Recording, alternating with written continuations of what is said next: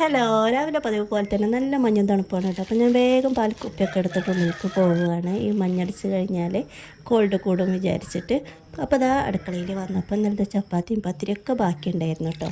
Chicken കറിയുണ്ട്. അപ്പോൾ അതിലേക്ക് ചായ ഉണ്ടാക്കിയിട്ട് എല്ലാം ചൂടാക്കിയിട്ട് കഴിക്കുകയാണ്. മനസ്സ് കഴിച്ചിട്ട് പെട്ടെന്ന് സ്കൂളിൽ പോയിട്ടോ. അപ്പോൾ ഞാൻ അതിനുശേഷമാണ് കഴിക്കുന്നത്. പിന്നെ അതാ റോഷ്മോനെ കൊണ്ടുപോകാനായിട്ട് ലഞ്ച് ഉണ്ടാക്കിയിട്ടുണ്ട്. അപ്പോൾ ചോറ് നല്ല ചൂടാണ് കേട്ടോ. അപ്പോൾ അത് ടിഫിൻ ബോക്സിൽ വിളമ്പി വെച്ചിട്ടുണ്ട്. പിന്നെ ഉമ്മ നല്ല കൊണ്ടുവന്ന ഉണ്ണിത്തണ്ടും മുതിരയും ചൂടാക്കിയിട്ട് അതും കുഞ്ഞൻ മത്തിയാണ് ഇന്ന് അച്ചാറുമാണ് വെച്ച് കൊടുത്തിട്ടുള്ളത് കേട്ടോ. അതിനുശേഷം റോനൂസിൻ്റെ സ്കൂളിൽ നിന്ന് പുസ്തകമേളയാണ്, അതിന് പോയി. അപ്പോൾ ചെറുതായിട്ട് മഴയൊക്കെ പെയ്യുന്നുണ്ട് കേട്ടോ.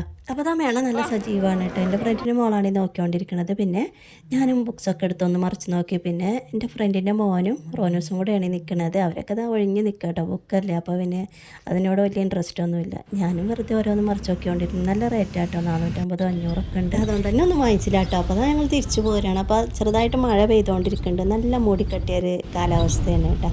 അപ്പോൾ ഞാൻ റോനൂസും സംസാരിച്ചുകൊണ്ട് നമ്മുടെ പെരിന്തൽമണ്ണ ചുങ്കൻ ജംഗ്ഷനിൽ കൂടെയാണ് ഈ വരുന്നത് കേട്ടോ.